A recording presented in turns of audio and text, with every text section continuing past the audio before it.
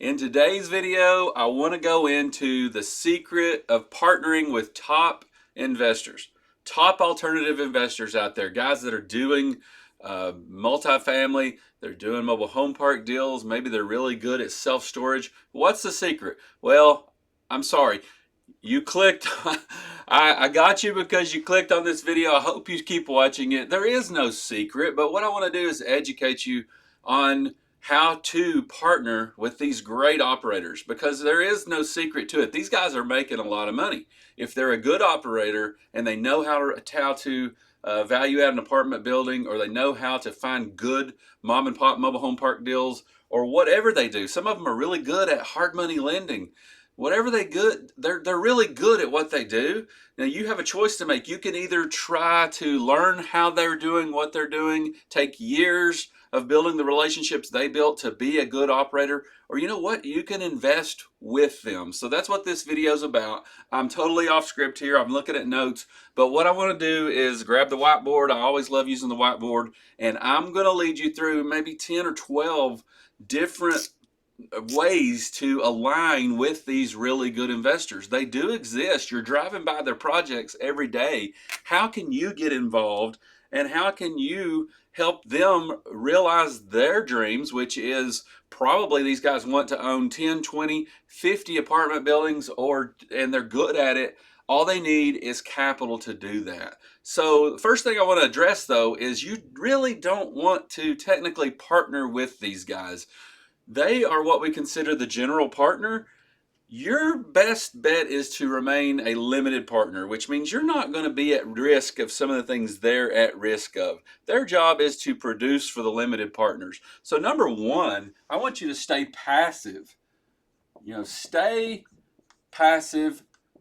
Be be a LP, not a GP. There's too much risk that goes with that. That's years and years of cutting edge knowledge that they have. They've gone out, they've tried, hopefully they have tried and failed and tried again and did better, and maybe they had another failure. What you're seeing is the end results of a lot of learning. So it's a whole lot better to be passive.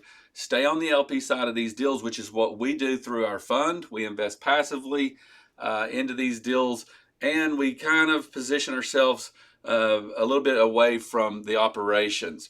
Number two, no doubt, you've got to bet on the jockey, not the horse. Okay? Bet on the jockey, not the horse. You hear me harp on this a lot with my videos. We are looking at the sponsor team. We really aren't that enamored with the asset until we know who is running the asset. So you want to underwrite that operator, their track record, their history, skin in the game. If they're successful at what they're doing, they should be able to write big checks alongside the passive investors. So bet on the jockey, not just the horse. That's the asset itself. Once you are past the sponsor, then you can look at the asset. Is it a newer asset, an older asset? Maybe you've decided you're not going to invest in deals that are older than 1975 because sometimes they have plumbing issues and that's fine. But start with the sponsor, which is a great way. If you know my SMART evaluation system, S is for sponsor. There's a reason it's the very first thing at the top. Number three, I need you to, in order to partner with these guys, you've got to understand the deal structure. Okay? Understand the deal structure. What does that mean? Well, you've got to know how the money's being raised, how the capital stack is, how much debt, how much equity. Is there pref equity in there that's between you and the debt? If things go wrong, how much equity is there? How much room in the deal is there? You've got to understand the way the deal's structured. This involves reading PPMs. It involves a lot of questions, maybe talking with other sponsors and see how they're structuring their deals. That way, when you've seen a lot of deal flow, you know what a good structure looks like. Okay. Number four, you have to have a clear investment mandate. Now, what does this mean? A clear mandate. you shouldn't just be looking at deals because they're coming along. You should know what you're looking for. And this starts with where are you now? Where do you want to go? And what is in the way of you getting there? Okay? That's just basic. So, where are you now? You're not in alternatives at all. Maybe you've got $250,000 in alternatives. What are you trying to do? I want to get half my portfolio into safe cash flowing alternatives. What's keeping you from doing it? Kent, I don't see enough deal flow. You've got to be able to have a clear mandate of what you're looking for. Maybe you're only a year or two from retirement. Your mandate looks like cash flowing assets. Your mandate is playing not to lose money. You need to get into retirement and capitally preserve your capital, not lose any money as you go into retirement, which unfortunately a lot of people about to go into retirement, they're in this volatile market. It goes up, down 20%. Thank goodness it has come back 20%. But for goodness sakes, these are warning signs, I think. Get your money allocated into some real assets, tangible assets. If we're going into a recession, those assets will weather better. There's alternative classes that do weather better in recessions. We'll talk about those later.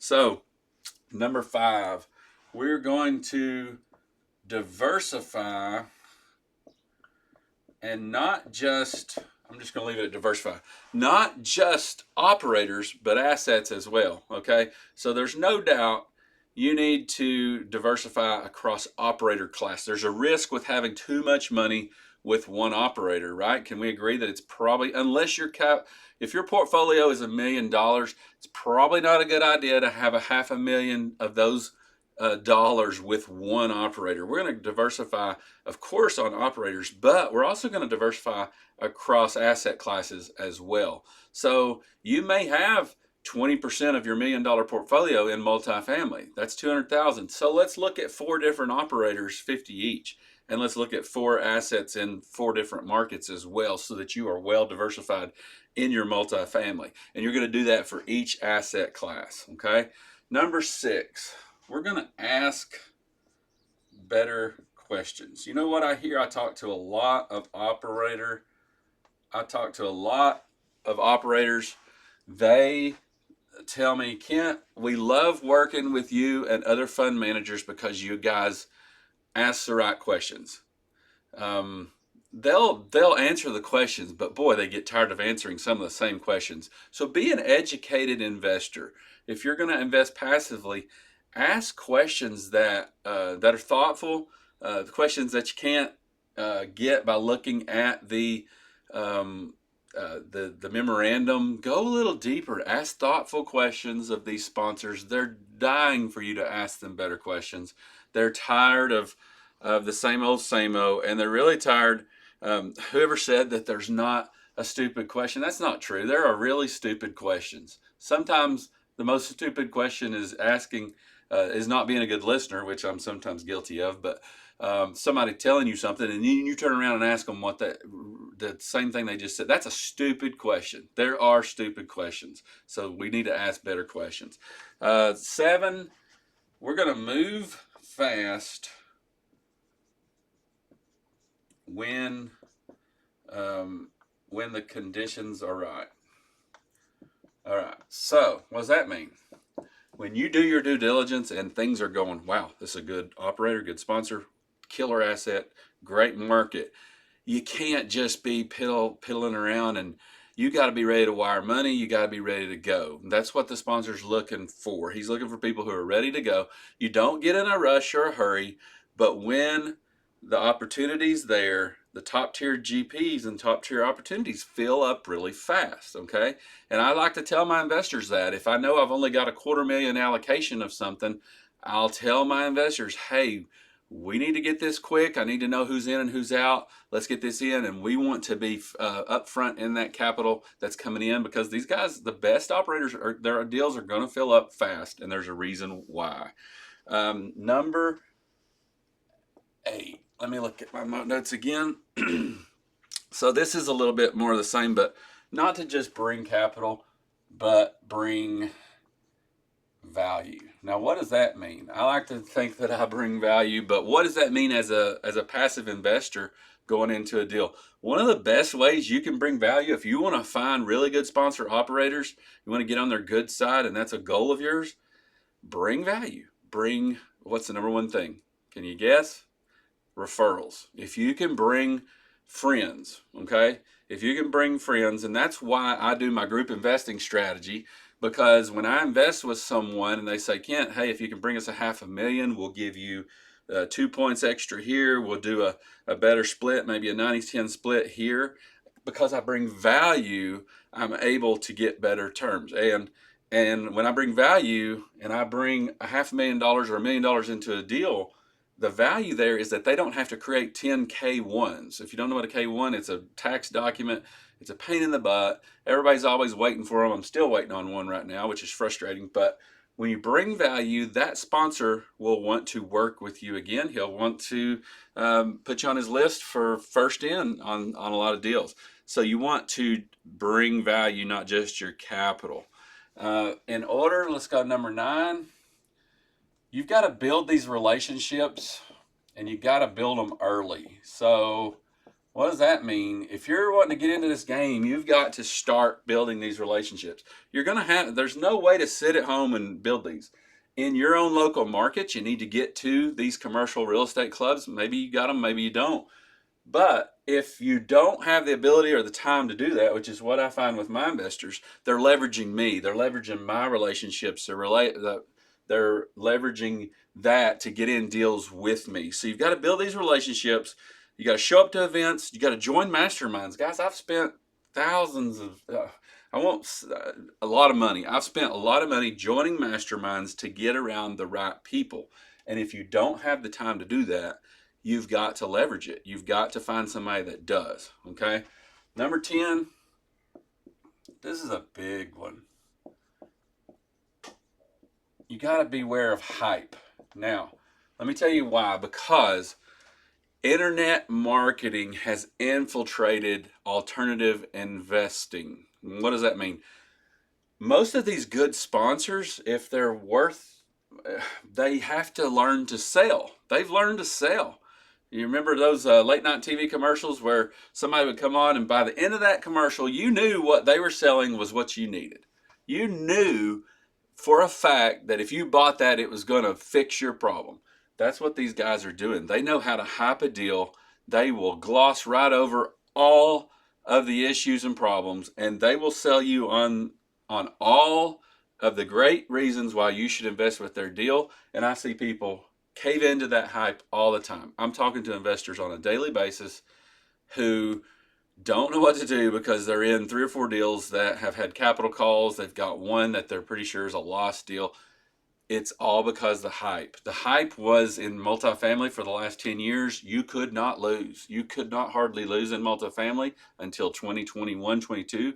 Those deals that were those seeds that were planted in 21 and 22 have become really bad deals. Not all of them, but a lot of those loans at 3.5, 4, 4.25, they're gone. Those rates have expired, and now those operators are trying to make the numbers work with a 6, 6.5, 7% interest rate. It's not working, and those deals are not going to make it. A lot already have not made it. Many are on life support right now, and because interest rates do not seem to be headed in the right direction, I think we're going to see more defaults this year, but that's another story. I digress. So just beware of the hype. Beware of the sorry. Beware of what am I trying to say? Anyway, beware of all the buzz, the headlines, things that you see. All right, number 11. Reinvest with those who perform. Now, that's a good advice, but what do we have to be careful about? I don't know how much money you have to put to work. If you have a limited amount of money to put to work, this probably doesn't apply. But if you're dealing with a bigger portfolio, $1 million, $2 million or more, then you can reinvest with those who are performing. But you got to be so careful because this is a little bit contrary to the diversification, okay? But if you've got a winner in the mobile home park space and you've got a deal or two that's gone really well and this guy has done everything he said he was going to do, it's okay to reinvest with those. I'm getting to a point where I have two, three, four operators in these asset classes that I trust. I know them. We've met personally at different events. It's okay to reinvest with those who perform. Okay. So we're coming down to the last one. And I know I've spent a lot of time here going through these, but these are great. These are great tips. Number 12, know when to say no. This is so hard. And this is another reason you have to see a lot of deal flow. And this is probably the downfall of, I'm going to call it the retail investor. This is the guy who's out there. He's got his checkbook open. He's made a lot of money. He's exited a business. He's accumulated this money that he wants to put in alternative investments. And he's out there looking, but he's only seen two or three deals. And when he looks at those two or three, he says, oh, this is the best one. My goodness, you've only seen three deals. You need to see hundreds of deals. That's what I do. I see dozens of deals. I only get into deep due diligence on one or two at a time, but I don't understand how the retail investor, and I keep using that term, how they make these decisions. They have to be just basically flipping a coin. They're going on gut feel. There's no way in the world that somebody who's still working their 9 to 5, and maybe they're a successful business owner, but they're still working partly in their business and on their business. There's no way in the world that you've got time to vet the number of sponsors and deals that you should be vetting to make these decisions. So the best thing you can do is see a lot of deal flow. And when you see a lot of deal flow, you naturally learn how to say no, because you only have so much money. You can't invest in everything. But I'll tell you, the cream of the crop starts to float up to the top. When you see a lot of deal flow, you're like, wow. If there's no comparisons to make, then you're going to invest in the first thing that comes along. And I talk to people every day that do that. I talk to people who come to one asset class and they go to a webinar, and boy, it's compelling. There's nothing better than office, whatever. And then before they know it, they're in a deal that is 25% occupied, and the distributions have dried up. Not only that, the capital calls coming. They're asking for money. That's a dead deal. I mean, if you're only looking at office, or maybe you're only looking at strip malls or whatever, this is another reason you've got to diversify. You've got to see more deal flow. So we've gone through 12 reasons, 12 things that will help you to partner with top investors. All these are really good. But what it brings you around to is that very few investors have the time to vet deals or to see the deal flow they need to see. That's why I created my Smart Flex Fund. If you don't know what I do, I invest alongside investors. We bring capital together, and then we go into mobile home park deals, debt fund deals, medical office, marinas, multifamily. We do it all. We look at everything. Now, we haven't done all those inside my fund yet, but we're on our way. So if you're looking for a way to invest in a group, to maybe cut your teeth on alternatives, to learn as you go, to maybe get in at some smaller allocations, all those are possible in my Smart Flex Fund. So I would love to talk to you. If we could jump on a call, I will show you what I do. And first and foremost, I'm an investor. I invest my money alongside my investors.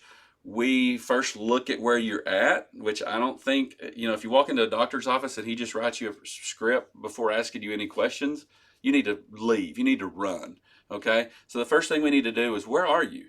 Maybe you don't even need to be in alternatives. And I'll tell you that from the first time we talk, if that's the case.